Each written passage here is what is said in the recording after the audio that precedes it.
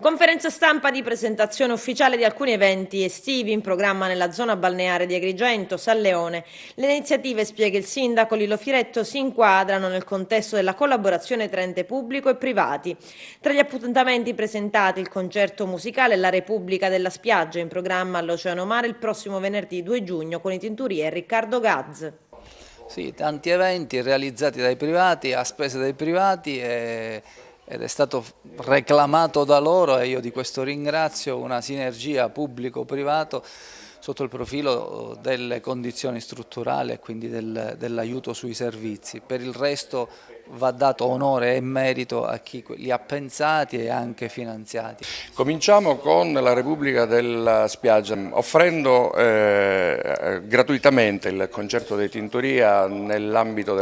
di una manifestazione che è il secondo anno che si chiama la Repubblica della Spiaggia. È la festa della Repubblica, io ho il grandissimo onore, oltre che il piacere, di ospitare il mio amico Lello Analfino che insieme ai Nottefonda e insieme a Giorgia Meli e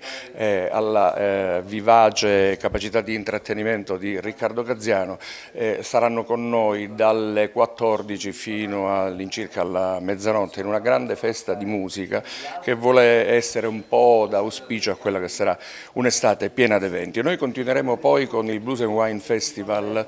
giorno 2 agosto, è arrivata la 15ª edizione, questo grande lavoro di Gio Castellano che comunque propone la degustazione di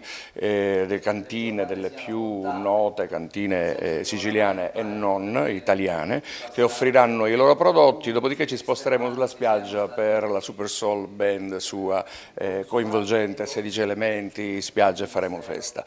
Dopodiché terremo a battesimo, e questo è un grande onore, il Festival di Fausto Savatteri, che è una kermesse che dura 3 giorni e che vedrà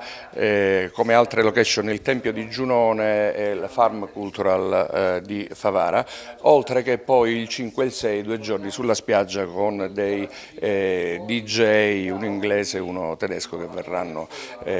a offrirci il loro modo di intrattenere. Questa è l'offerta di Oceano Mare, questa è l'offerta alla città di Agrigento, tutto quello che noi faremo sarà assolutamente gratuito.